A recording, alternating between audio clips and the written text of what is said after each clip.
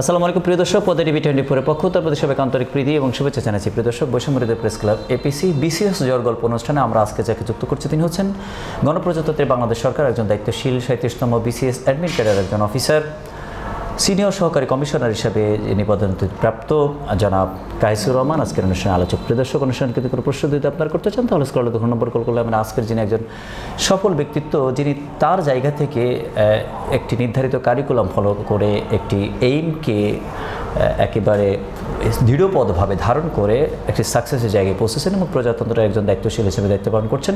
তার কাছ থেকে আমরা কিছু বিষয় জানবো, বিশেষ করে একজন মানুষ কীভাবে সফল হয়, সফল হতে গেলে কোন বিষয়গুলি ফলো করা দরকার, শিক্ষার্থীরা কোন বিষয়গুলিকে অ্যাড্রেস করে যদি জীবনে পথ চলে তাহলে তারা কীভাবে সফল হতে পারে, এই সম্পর্কিত কিছু বিষয় আমরা আজকের আলোচনার মধ্যে উপস্থাপন করতে চাই। দর্শক, আপনারা আমাদের সাথে যুক্ত থাকুন। আমাদের সাথে যুক্ত হচ্ছেন জনাব কায়েসুর রহমান।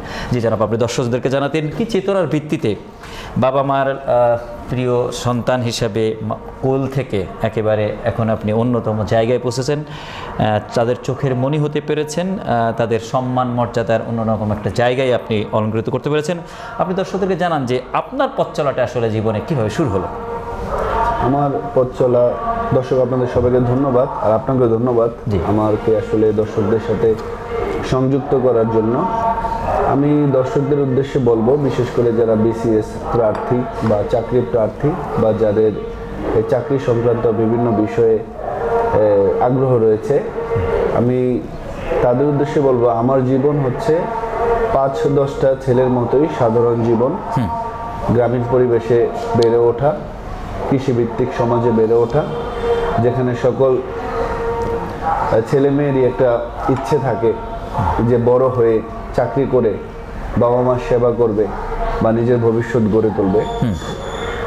তো আমি আমার বিভিন্ন স্তর পার করে, স্কুল, কলেজ, ইউনিভার্সিটি পার করে আমি বর্তমানে এই জায়গায় এসেছি।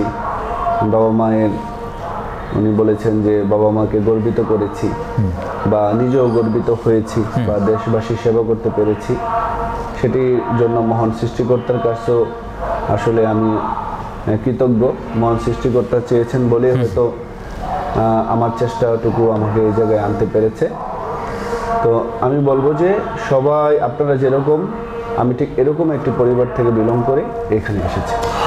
আপনি আপনার পড়াশোনার ক্ষেত্রে কি নিয়মগুলি ফলো করে, বিশেষ করে ক্লাস পরীক্ষাগুলি বা ক্লাস রুটিনগুলি বা বিশেষ করে ক্যাম্পাস, স্কুল ক্যাম্পাস হোক, কলেজ ক্যাম্পাস হোক বা বিশ্ববিদ্যালয় ক্যাম্পাস হোক, এই ক্যাম্পাসীয় রীতি, ক্যাম্পাসীয় চরিত্র আসলে কেমন থাকলে সফলতার জায়গায় পৌঁছানো যায় আর কেমন না থাকলেই আসলে ধ্বংসে যেতে হয়? আচ্ছা, আমার স্কুল ছিল, আমি নারায়ণগঞ্জের ছেলে। আমার স্কুল হচ্ছে নারায়ণগঞ্জে বন্দর উপজেলার বিএম ইউনিয়ন উচ্চ বিদ্যালয়।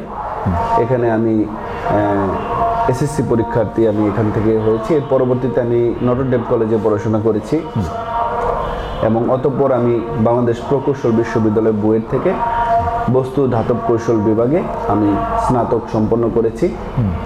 এবং এর পরবর্তীতে আমি চাকরি জীবনে আমি 3টি চাকরি করেছি এখন পর্যন্ত।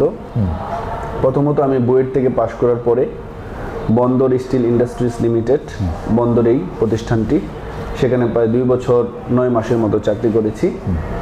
এবং অতঃপর খুলনা প্রকৌশল ও প্রযুক্তি বিশ্ববিদ্যালয় কুয়েটের ম্যাটেরিয়াল সায়েন্স অ্যান্ড ইঞ্জিনিয়ারিং ডিপার্টমেন্টে আমি 11 মাস 4 দিন লেকচারার হিসেবে দায়িত্ব পালন করেছি।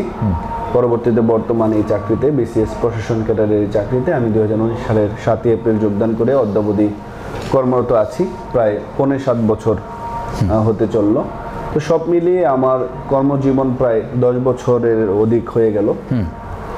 আমি শিক্ষার যে ধাপ বা যে বিষয়গুলো আমাকে যেটা বলেন সিঁড়ি, আমি যখন স্কুল লাইফে ছিলাম আমার কিছু শ্রদ্ধেয় স্যার ছিলেন, স্যাররা আমাকে অনুপ্রাণিত করতেন। এবং আমি যখন প্রাইমারি স্কুল শেষ করে আমি স্কুলে যাই, আমার প্রাইমারি স্কুলটি একটু প্রত্যন্ত এলাকায় ছিল। এলাকাতে অর্থাৎ আমার উপজেলায় খুব নোন একটা প্রাইমারি স্কুল ছিল না। কিন্তু আমি যখন সেখানে আসি, ভর্তি পরীক্ষা দিয়ে আমি 6ষ্ঠ শ্রেণীতে ভর্তি হই, তখন আমি দেখেছি যে অনেক ছেলে মেয়ে একে অপরকে চিনে, তাদের গার্জিয়ানরাও খুব সচেতন ছেলে মেয়েদেরকে স্কুলে নিয়ে আসে, তারা তাদেরকে গাইড করে, এই বিষয়গুলো আমি দেখেছি, যেটা আমার ক্ষেত্রে, আমি সাধারণ পরিবার থেকে এসেছি, যেটা আমার ক্ষেত্রে সম্ভব হয়নি। পরবর্তীতে আমি যখন ষষ্ঠ শ্রেণী থেকে সপ্তম শ্রেণীতে উঠলাম, আমার রোলের উন্নতি ঘটলো, আমি আগে এগিয়ে আসতে পারলাম। তো আমার জীবনের টার্নিং পয়েন্ট হচ্ছে অষ্টম শ্রেণীতে আমি প্রথম স্থান অর্জন করি। অর্থাৎ সপ্তম শ্রেণী থেকে আমি যখন অষ্টম শ্রেণীতে উত্তীর্ণ হই, তখন আমি প্রথম স্থান অর্জন করি। এবং আমার উপজেলায় এটা একটা অবিশ্বাস্য ছিল বিষয়টা, যে কিভাবে এই ছেলেটা কে, কায়েস ছেলেটা কে, তাকে তো চিনতাম না। আমাদের এখানে যে স্কুলগুলো ছিল সেখানে তো সে পড়েনি, সে ফার্স্ট হয়েছে। একটা খুব আলোড়ন তৈরি হয়েছিল, এবং এই আলোড়নই আসলে আমাকে অনুপ্রাণিত করেছে। পরবর্তীতে আমার পজিশন ধরে রাখার জন্য আমিও সচেষ্ট ছিলাম, আমি পড়াশোনা করেছি, এবং সেখান থেকে আমি হচ্ছে গোল্ডেন জিপিএ 5 নিয়ে আমি নর্ডেম কলেজে ভর্তি হই। নর্ডেম কলেজের পড়াশোনার বিষয়টা সবাই জানেন, সেখানে খুব শৃঙ্খলার সহিত পড়াশোনা ছাড়াও বিভিন্ন এক্সট্রা কারিকুলার অ্যাক্টিভিটিস বা বিভিন্ন রকম নৈতিকতা উন্নয়নমূলক বিভিন্ন কর্মসূচি সেখানে থাকে। এবং সেখানে একটা কুইজ এক্সাম হয়, প্রতি সপ্তাহে 2টা কুইজ এক্সাম হয়, একটি মঙ্গলবারে, একটি বৃহস্পতিবারে। কুইজ পরীক্ষাগুলো হচ্ছে আমরা যখন 2-3টি চ্যাপ্টার শেষ করি, তখন এই 2-3টি চ্যাপ্টারের উপর খুবই সৃজনশীল ধরনের কিছু প্রশ্ন থাকে, মেধা বিকাশের জন্য অত্যন্ত কঠিন। 3টি বা 4টি প্রশ্ন থাকে, নম্বর থাকে 100। বিষয়টা এরকম হচ্ছে যে যিনি পারবেন সে হয়তো 100তে 100 পেয়ে যান, বা যিনি আসলে পারেন না তার জন্য খুবই চ্যালেঞ্জ হয়ে যায়, একটি প্রশ্ন বার্তা খুব চ্যালেঞ্জিং হয়ে যায়। প্রথম আমারও সমস্যা হয়েছে, যেহেতু আমি একটা প্রত্যন্ত এলাকার স্কুল থেকে সেখানে গিয়েছি। ঢাকার অ্যাডভান্স স্কুল থেকে যারা গিয়েছে তারা একটু ভালো পারতো, আমি সেটাও অনুপ্রেরণা হিসেবে নিতাম, তারা কিভাবে পারতো, আমি কেন পারি না, সেগুলো আমি অনেক সময় আমি নিজে চিন্তা করতাম। পরবর্তীতে কিছুদিন অগ্রসর হওয়ার পর আমি দেখলাম যে আমিও পারতেছি, অর্থাৎ আমার চেষ্টা ছিল, আমি সেই চেষ্টা থেকে আমিও পারতেছি। তাদের সাথে আমার একটা কম্পিটিটিভ মাইন্ড ক্রিয়েট হলো, এবং সেখানে একটা কম্পিটিশনের মধ্যে আসলে ঢুকে গেলাম। আপনার এই জায়গাগুলি যেভাবে আপনি পৌঁছানোর ক্ষেত্রে আপনার প্যারেন্টসদের অ্যাক্টিভিটি আসলে কেমন ছিল, প্যারেন্টসের অ্যাটিটিউড আপনার সাথে কেমন ছিল? আমরা হরহামেশা দেখতে পাই সন্তানের সামনে পিতামাতা অশ্লীলভাবে ঝগড়া করেন, বিবাদ করেন, যেটি তার অবচেতন মনে একটি প্রভাব বিস্তার করে, বা তারা নিজেরা এমনভাবে তার সন্তানকে হু করেন, তুচ্ছ করেন, তোর দ্বারা কিছু হবে না, ধ্বংস হয়ে যাবে, গোল্লায় যায়, নানা রকম কথাবার্তা বলে থাকেন। বা সামান্য একটু যদি জিপিএ কম হয় তাহলে তার খাবার বন্ধ, বা এমন একটা পর্যায়ে সুইসাইড অ্যাটেম্প পর্যন্ত হয়ে থাকে এই ঘটনাগুলি। সেক্ষেত্রে অভিভাবক শ্রেণী, বিশেষ করে এই যে চেঞ্জের, বিশেষ করে ওই সময় আমার একটি বয়সন্ধির একটা প্রেক্ষাপট থাকে, সেই চেঞ্জের সময়ে অভিভাবক সুলভতা আসলে কেমন থাকা দরকার বলে আপনি মনে করেন? খুবই সুন্দর প্রশ্ন করেছেন। আসলে আমি এই দিক থেকে আসলে সৃষ্টিকর্তার কাছে খুবই ভাগ্যবান। আমার প্যারেন্টস হচ্ছে তারা স্বশিক্ষায় শিক্ষিত, কিন্তু আমার পড়াশোনার প্রতি তারা খুবই সচেতন ছিলেন।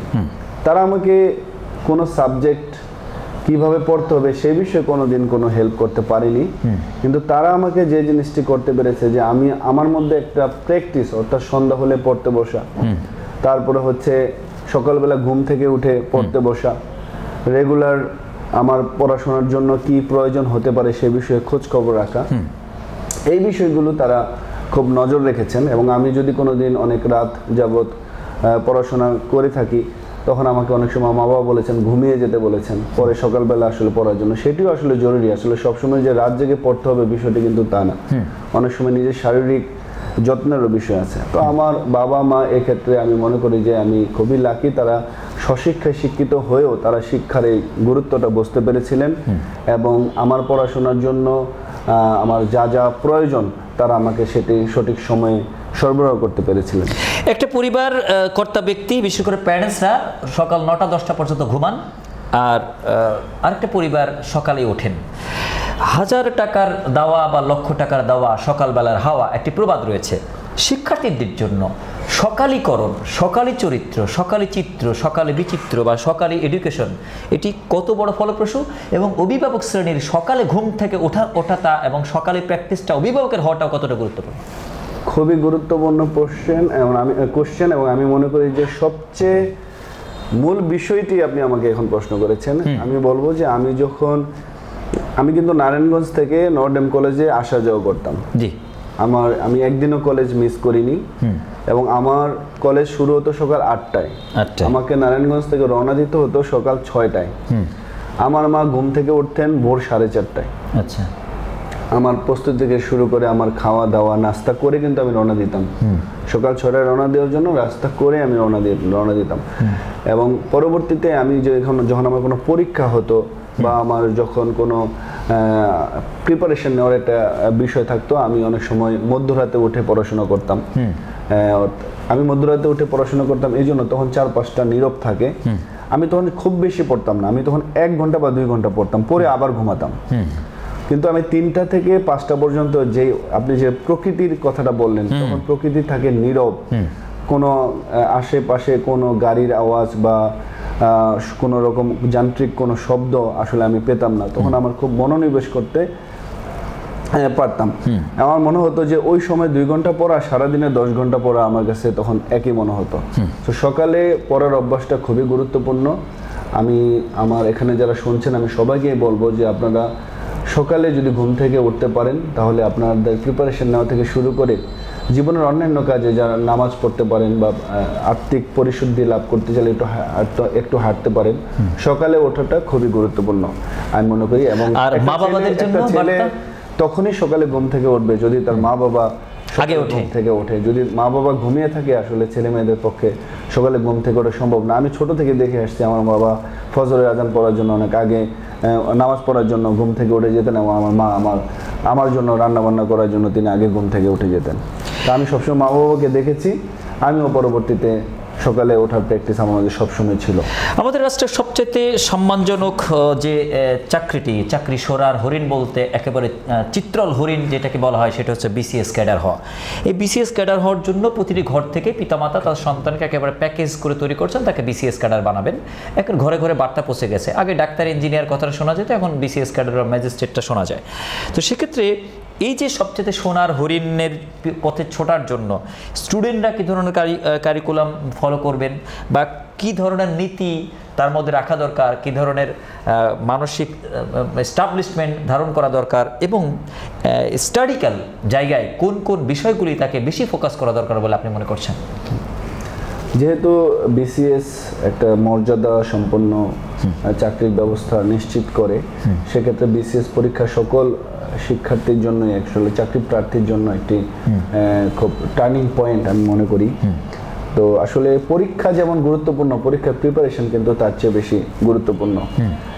আমরা অনেকেই আসলে অনার্স মাস্টার্স পাশ করার পরে মনে হয় যে বিসিএস পরীক্ষার যোগ্যতা অর্জন করেছি, আমরা ফর্ম ফিল আপ করে বা একটা প্রবেশপত্র নিয়ে পরীক্ষা দিতে যাই এবং হতাশ হয়ে বের হই। মেজরিটি অংশ আমরা হতাশ হয়ে বের হই, কারণ আমার কিন্তু প্রস্তুতির প্রয়োজন ছিল। সেই প্রস্তুতি না নিয়েই আমি পরীক্ষা দিতে গিয়েছি। কিন্তু যদি আমি আমার অনার্স মাস্টার্স সম্পন্ন হওয়ার পরে বা অনার্স শেষ হওয়ার পরেই আমি যদি একটা প্রস্তুতির জন্য সারাদিনে 7-8 ঘন্টা একটু সময় রাখতাম, আমি যদি তখন পড়াশোনা করার পরে আমার মাঝে যেটা আসতো যে একাডেমিক নলেজের সাথে আমার আর যে বিষয়গুলো জানার প্রয়োজন ছিল সেই নলেজগুলো নিয়ে যদি আমি পরীক্ষা দিতে যাই, তাহলে দেখা যেত যে পরীক্ষার কোশ্চেনগুলো আমার কাছে সহজ লাগতেছে। আমি প্রথম হয়তো 200টা প্রশ্নের মধ্যে হয়তো 70টা পারতাম, 80টা পারতাম। পরবর্তীতে সেগুলো সলভ করে আস্তে আস্তে আমার গ্র্যাজুয়ালি একটা ইমপ্রুভমেন্ট হতো।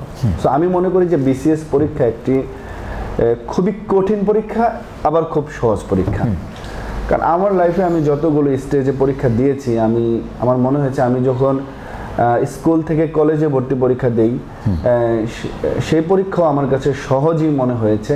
আবার কলেজ থেকে যখন বুয়েটে পরীক্ষা দেই, শুধুমাত্র ইঞ্জিনিয়ারিং পড়তে ইচ্ছুক শিক্ষার্থীরা সেখানে পরীক্ষা দেয়। কিন্তু আমার কাছে মনে হয়েছে বিসিএস পরীক্ষাটাই কঠিন এবং এই পরীক্ষার প্রস্তুতি নিতে গিয়ে আমাকে যথেষ্ট সময় দিতে হয়েছে, আমাকে সবগুলো বিষয় সম্পর্কে আন্ডারস্ট্যান্ডিং নিতে হয়েছে। কারণ আমি শুধু ইঞ্জিনিয়ারিং ব্যাকগ্রাউন্ডে ছিলাম, আমার ইঞ্জিনিয়ারিং নলেজ থেকে আসলে প্রশ্ন খুব কমই থাকতো। আমাকে বাংলাদেশ সংক্রান্ত বিষয়াবলী বা আন্তর্জাতিক বিভিন্ন বিষয়াবলী বা বিভিন্ন জিওগ্রাফি, মেন্টাল অ্যাবিলিটি সংক্রান্ত প্রশ্ন, অ্যানালাইটিক্যাল অ্যাবিলিটি সংক্রান্ত বিভিন্ন রকম প্রশ্ন থাকে। বিসিএস এর প্রশ্ন আমরা জানি অত্যন্ত উন্নত মানের প্রশ্ন বিসিএস এ হয়ে থাকে। তো সেই প্রশ্নগুলোর সাথে নিজেকে আগে ইকুইপড করার জন্য যথেষ্ট প্রিপারেশন নেওয়ার প্রয়োজন আছে। সো আমি মনে করি যে প্রথমে আপনাকে প্রিপারেশন নিতে হবে। প্রিপারেশন যখন আপনার নেওয়া সম্পন্ন হবে, এরপরে যদি আপনি বিসিএস পরীক্ষা সহ অন্যান্য পরীক্ষা অ্যাটেন্ড করেন, আমি আশা করি যে সবে আসলে সফল হবে। কিন্তু প্রিপারেশন ছাড়া যদি পরীক্ষা দেন, তাহলে সেক্ষেত্রে হতাশ হওয়ার সম্ভাবনাই বেশি। আপনি দুইটা যোগ্যতা, একে তো আপনি বুয়েটের ইঞ্জিনিয়ার, আবার হচ্ছে বিসিএস ক্যাডার, দুটি এই যে যোগ্যতা, বিশেষ করে আপনি ইঞ্জিনিয়ারিং শেষ করে বিসিএস এ আসলেন, আপনার ওই একাডেমিক্যালির যোগ্যতা বা আপনার যে স্ট্রাকচারাল বা প্রোডাক্টিভ এডুকেশন যেটি আপনার কোয়ালিটি, অর্থাৎ আপনি দু হাত ভরা কাজ জানেন, মন মস্তিষ্কেও কাজ আছে, হাত ভরা কাজ আছে, এই কাজের যোগ্যতা নিয়ে এসে অ্যাডমিনে আসার পরে অ্যাডমিন অফিসার হিসাবে ওই যোগ্যতাগুলি বা ওই কারিকুলামগুলি বা ওই শিক্ষাটা আপনাকে এই সার্ভিসে কতটা আসলে হেল্প করছে? খুবই সুন্দর প্রশ্ন। আসলে আমি ব্যাপকভাবে উপকৃত হচ্ছি, কারণ অ্যাডমিন সার্ভিসে আসলে কোনো সুনির্দিষ্ট একই ক্যাটাগরির কাজ নেই। আপনি জানেন, আপনি যদি অন্যান্য দপ্তরের কাজগুলো দেখেন, ধরেন যদি যেটা পাসপোর্ট অফিস, আমি তাদের সাথে সম্মান রেখে বলতেছি, তাদের সার্ভিস কিন্তু পাসপোর্ট ইস্যু করা, তারপরে হচ্ছে বিভিন্ন রকম বিআরটিএ, ধরেন তারা ড্রাইভিং লাইসেন্স ইস্যু করে, একটা সুনির্দিষ্ট কাজ নিয়ে তারা কাজ করে। অ্যাডমিন সার্ভিসের প্রতিদিন নিত্য নৈমিত্তিক নতুন নতুন কাজ আমরা করি। এখানে ইভেন এরকমও হয়েছে যে জেলায় বিভিন্ন অবকাঠামোগত উন্নয়নমূলক কার্যক্রম যেগুলো আমাদের জেলা প্রশাসক স্যারের পক্ষে আমরা সমন্বয়ের সাথে নিজেরা অনেক দেখতে পারি। এখন স্যার হচ্ছে আমাদের কাছ থেকে ইঞ্জিনিয়ারিং পার্সপেক্টিভে বিভিন্ন রকম তথ্য স্যারের জানার প্রয়োজন হলে স্যারকে আমরা সেটা প্রোভাইড করতে পারি। এছাড়া ইঞ্জিনিয়ারিং বিষয় ছাড়াও আপনি যখন একটু অ্যানালাইটিক্যাল স্কিল আপনার মাঝে ডেভেলপড হবে, আপনি যদি তখন একটা বাংলা পত্র আপনি লিখেন, তখন সেই পত্রটাও আপনি ভালো করে অ্যানালাইসিস করতে পারবেন বলে আমি বিশ্বাস করি।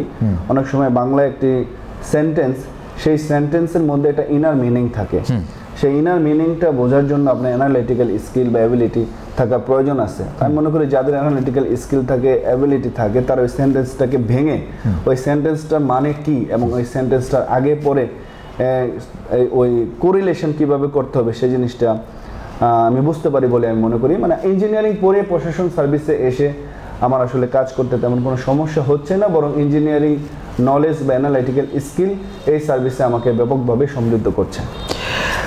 বিশেষ করে বিসিএসের ক্ষেত্রে যেটি দেখা যায় যে নর্মাল একটা বিএ ডিগ্রি হলে কিন্তু বিসিএসে প্রিপারেশন নেওয়া যায় বা পরীক্ষা দেওয়ার সুযোগটি রয়েছে। বিসিএসে কেউ ভালো বিশ্ববিদ্যালয়ে পড়তে পারলে বিসিএস ক্যাডার হতে পারবো, বা আমি যদি নর্মাল বিশ্ববিদ্যালয়ে পড়ি তাহলে বিসিএস ক্যাডার হতে পারবো না। এইরকম অনেক বিষয়গুলি কিন্তু আমাদের সমাজে ছড়ানো আছে।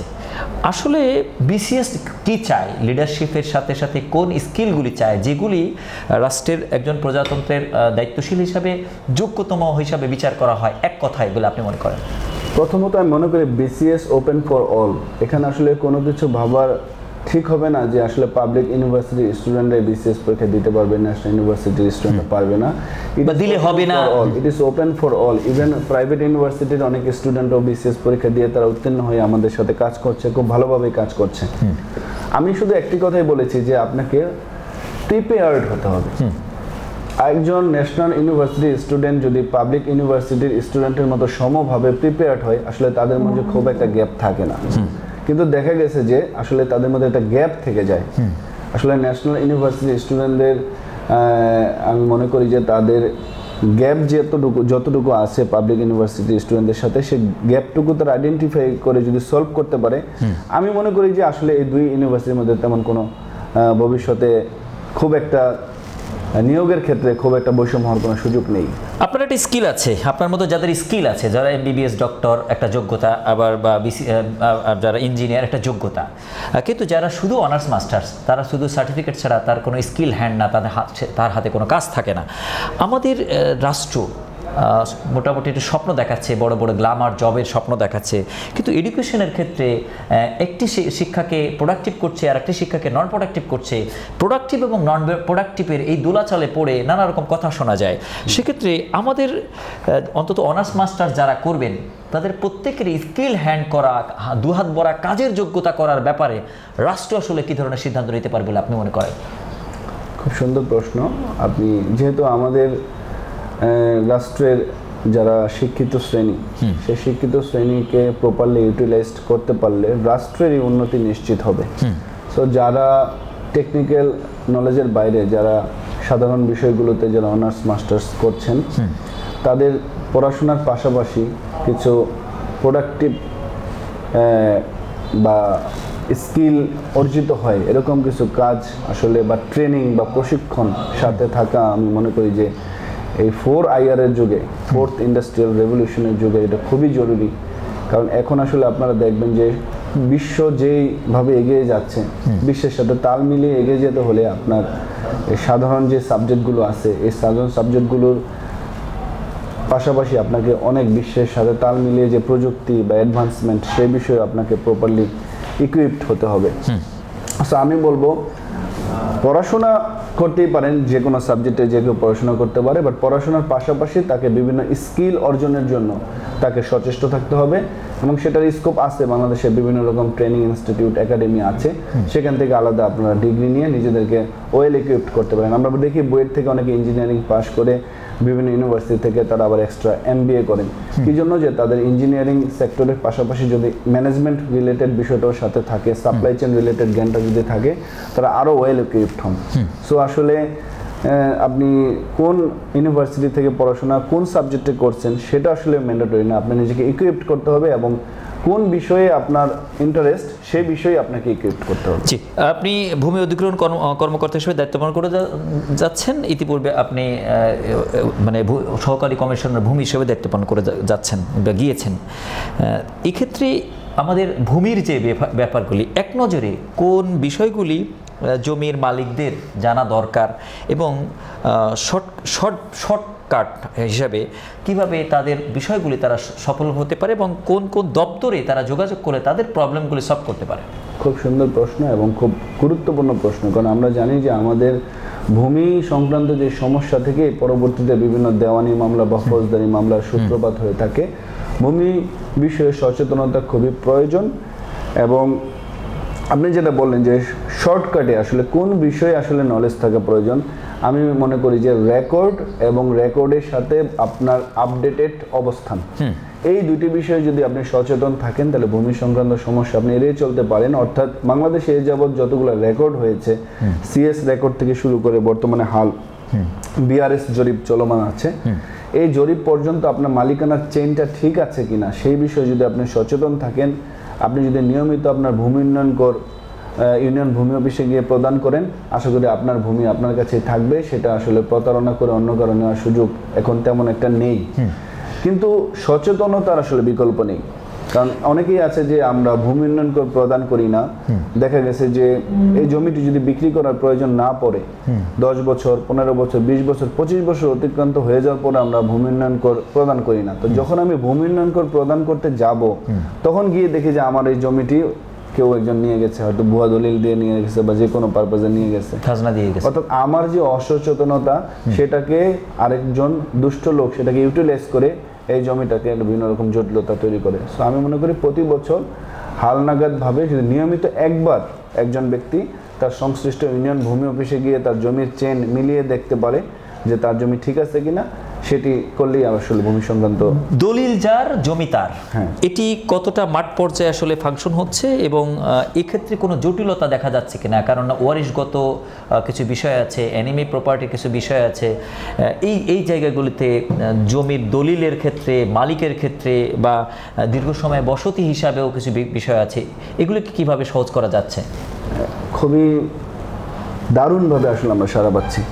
এই দলিল যার জমি তার, এটার আলোকে যে ভূমি অপরাধ প্রতিরোধ ও প্রতিকার আইন 2023-এর আলোকে আমাদের এখন এই জেলায়ও এই রিলেটেড প্রচুর মামলা হচ্ছে। এবং এই রিলেটেড মামলাগুলোতে সবচেয়ে সুন্দর বিষয় হচ্ছে যে একটা টাইম ফ্রেম বেঁধে দেওয়া আছে, যে একটা নির্দিষ্ট, যেমন আমাকে যদি কেউ আমার জমি থেকে দখল থেকে আমাকে সরিয়ে দেয়, তাহলে আমার এই দখল ফিরে পেতে হলে আমি কোথায় যাব, কোন ফরম্যাটে আবেদন করব, যার নিকট আবেদন করব সে কোন কোন কাগজপত্রগুলো দেখে রায় দিবে, সে বিষয়ে সুস্পষ্টভাবে বলা আছে এবং একটি টাইম ফ্রেম দেওয়া আছে। অর্থাৎ আবেদন প্রদান করার তারিখ থেকে আবেদন নিষ্পত্তি হওয়ার তারিখটি ডিফাইন করা আছে এবং এই সময়ের মধ্যে আসলে আমরা রায়গুলো দিয়ে থাকি। এবং আমাদের যেই টুলস দেখা গেছে যে আমাদের জেলা পর্যায়ে যদি আদালত থেকে আমরা এসিলেন্ট অফিসে পাঠাই, এসিলেন্ট অফিস সেটা তদন্ত করে নির্দিষ্ট টাইমের মধ্যে আমাদের নিকট পাঠিয়ে দিচ্ছেন এবং সেই রিলেটেড প্রতিকার ব্যাপকভাবে পাচ্ছেন বলে এই সংক্রান্ত মামলার পরিমাণ অনেক বাড়ছে, জনগণের মাঝে সচেতনতা তৈরি হচ্ছে। এবং এখানে যেহেতু ভূমি সংক্রান্ত অপরাধগুলোকে ফৌজদারি অপরাধ হিসেবে ডিফাইন করা হচ্ছে, এখন যারা এই ধরনের অপরাধের সাথে জড়িত ছিল তাদেরকে আগে কোনো জেল বা জরিমানা করা যেত না, এখন এই ফৌজদারি অপরাধ হিসেবে আইডেন্টিফাই করে তাদেরকে জেল জরিমানা করা যাচ্ছে। এবং কিছু কিছু ধারা মোবাইল কোড আইন 2009 অন্তর্ভুক্ত করার কারণে সরেজমিনে একজন এক্সিকিউটিভ ম্যাজিস্ট্রেট মানুষকে প্রতিকার দিতে পারছেন। এবং এটি আসলে খুব মানে আপনি যদি উপজেলা পর্যায়ে যান দেখবেন যে এই আইনের ব্যাপকভাবে কাজ হচ্ছে। আমরা অনেক আলোচনা করলাম, এই স্টেশন থেকে আপনার আলোচনা থেকে আমরা বিদায় নেব, পরবর্তী আরও বড় বড় স্টেশনে আপনি যাবেন, সেই স্টেশনে আমরা আপনাকে কানেক্ট করতে চাই, তো সেই জন্য কিছু কথা জমা থাকুক। দর্শক শ্রোতা যারা এই আলোচনাগুলো শুনবেন, প্রতিটি মানুষের জন্য আমাদের আলোচনাটা প্রতিটা ঘরের জন্য, প্রতিটা পরিবারের জন্য হয়েছে। আপনি দর্শকদের কাছ থেকে আপনার সমাপনী বক্তব্য। আসলে দর্শকদের নিকট আমার একটাই কথা থাকবে যে এই ধরনের অনুষ্ঠান আপনারা দেখবেন, আর প্রথমত আসলে দর্শকদের উদ্দেশ্যে বলবো যে আপনার যে আন্তরিকতা বা আপনার যে উদ্যম, আপনি যেই পারপাজে দর্শকদেরকে আসলে এই ভিডিওগুলো করছেন, আমরা কিন্তু এগুলো আমাদের ছাত্র জীবন বলেন বা চাকরি জীবন আমরা পাইনি যে একজন আলোকিত মানুষের বক্তব্য শুনে একটু অনুপ্রাণিত করব, নিজের গ্যাপগুলোকে আইডেন্টিফাই করব বা কোথায় কাজ করতে হবে, সুযোগগুলো ছিল না। তো পদ্মা টিভির মাধ্যমে আপনি এই বিষয়গুলো দর্শকদের মাঝে ছড়িয়ে দিচ্ছেন, আপনাকে আমিও দর্শক এবং আমার পক্ষ থেকে আন্তরিকভাবে ধন্যবাদ জানাই। এবং দর্শক আপনাদের উদ্দেশ্যে একটাই থাকবে, জীবনে সফল হতে গেলে আপনাকে পরিশ্রম করতে হবে, আপনি যদি পরিশ্রমী হন আপনি অবশ্যই সফলতার শিখরে পৌঁছাবেন। জি, আপনাকে আমাদের সাথে যুক্ত থাকার জন্য ধন্যবাদ জানাচ্ছি। প্রিয় দর্শক, এতক্ষণ যুক্ত ছিলেন প্রজাতন্ত্রের একজন দায়িত্বশীল, সফলতার জায়গায় দুইটা জায়গা থেকে, এক জায়গা থেকে তিনি আরেকটি জায়গায় দায়িত্বশীল হিসেবে বিসিএস ক্যাডারে তিনি এসছেন, অথচ বুয়েটের মতো গুরুত্বপূর্ণ জায়গার তিনি পড়াশোনা শেষ করে ইঞ্জিনিয়ারিং কমপ্লিট করে রাষ্ট্রের প্রজাতন্ত্রের সেবক হিসেবে এখন দায়িত্ব পালন করে যাচ্ছেন। সেই আলোচনা থেকে আমরা যে কথাগুলি বললাম, প্রতিটি আলোচনা গুরুত্ব আরোপ করে আমরা যদি প্রত্যেকের নিজের জীবনটাকে গড়তে পারি এবং আমাদের আশেপাশের সারাউন্ডিংয়ের যারা আছেন তাদের প্রত্যেকেরকে যদি আমরা সঠিক সুপরামর্শ দিতে পারি, তাহলে আমাদের পরিবার, আমাদের সমাজ, আমাদের এলাকা উন্নত হতে পারে, আমাদের দেশ আলোকিত হতে পারে। দর্শক, পরবর্তী নতুন আলোচকে বা আজকের আলোচকে পুরোনাতুর কোনো স্টেশনে নতুনভাবে যুক্ত করার প্রত্যাশা রেখে বিদায় টানছি। সাথে থাকুন। আসসালামু আলাইকুম।